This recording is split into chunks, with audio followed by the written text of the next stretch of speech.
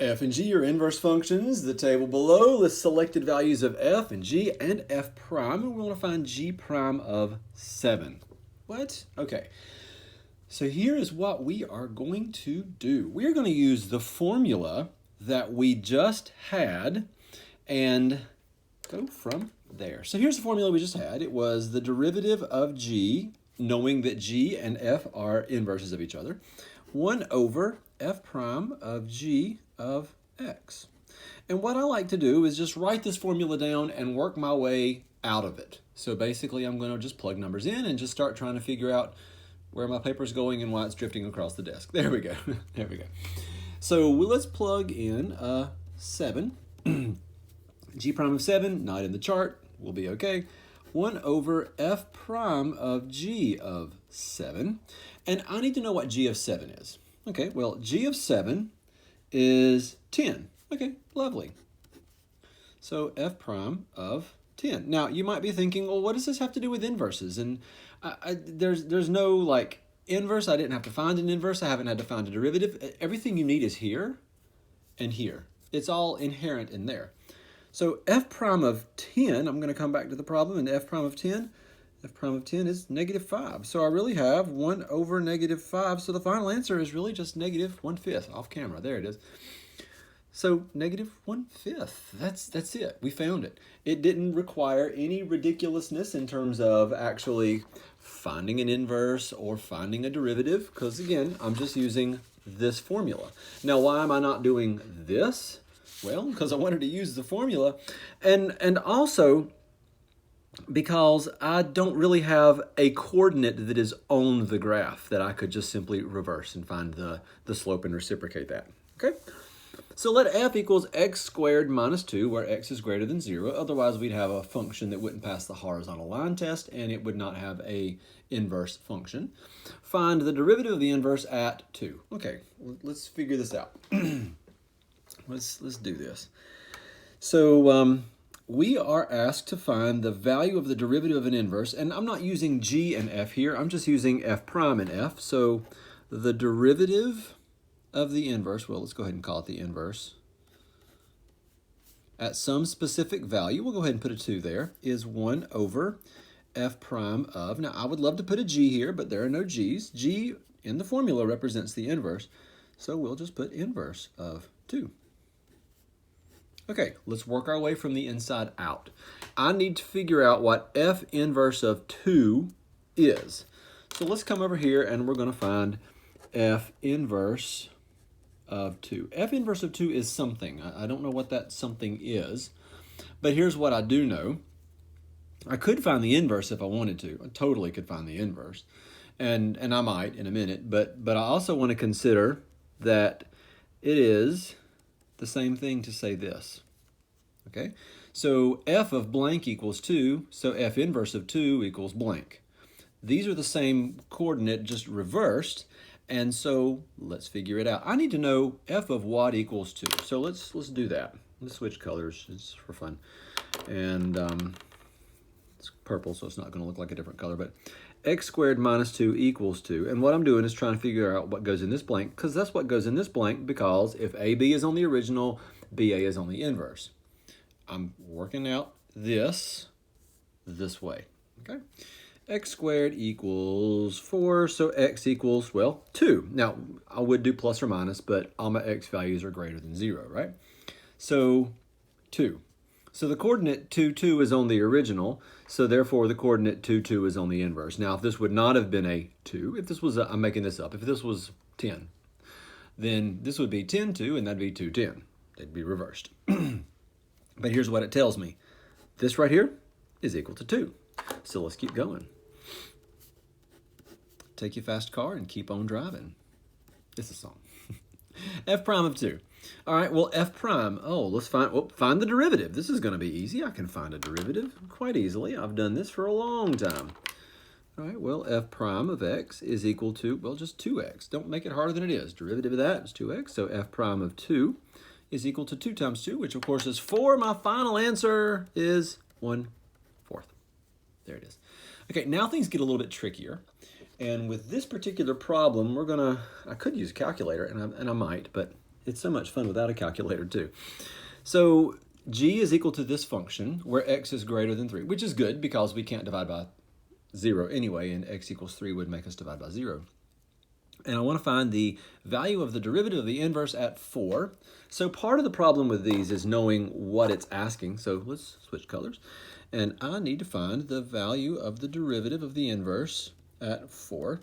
And I'm not dealing with f and g as inverses. I'm just dealing with g and its inverse, known as, well, g inverse. So the formula is just, well, 1 over g prime. That's your original function. And then your inverse, which is g inverse of 4. Okay, I need to know g inverse of 4. I don't know it. So let's find it. G inverse of 4 is equal to something. Okay, now we could find the inverse of this, and just as we could have found the inverse of this, and there are times we can't find the inverse. Remember this problem from the front? We did it a different way, but yeah, same concept in terms of not being able to find the inverse. We could find the inverse of this. It's fun. It's hours of enjoyment, but I'm not going to do it right now. But I do want to find out what this equals. And the best way to do that is to find out this. Okay? Same blank. Because blank comma 4 is on the original function, so 4 comma blank is on the inverse.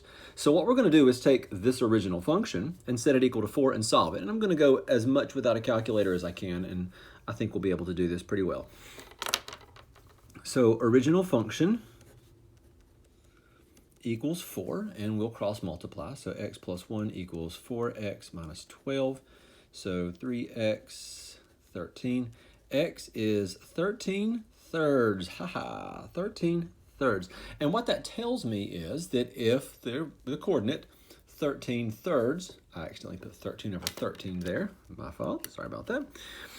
If I have 13 thirds comma 4 on the original, then 4 comma 13 thirds is on the inverse, and we have just found g inverse of 4. There it is. That right there, my friends, is 13 thirds. G prime of 13 thirds. Okay, so at this point we can take the derivative and plug in 13 thirds, and that is what I'm going to do. However, I also want to remind you of a fun little calculator trick you can do, and I just want to show you very quickly. If we typed it in, we could type in x plus 1 and x minus 3, and then find the value of the derivative using the math menu. Press math and go to number 8 in deriv. Find the derivative with respect to x of our function, which is stored in y1. Best way to get there is alpha trace. And I want to find out that value at 13 thirds. And if I press enter, I'll get the answer. But what fun would that be when you can do it by hand? So, no, press enter, please, please, press enter. Nope, not going to happen. Okay, so g prime is, well, f prime g minus f g prime, all divided by g squared. And I don't mean g as in g, I mean top and bottom, okay? So f prime g minus f g prime, which is 1, all divided by g squared minus 3 squared.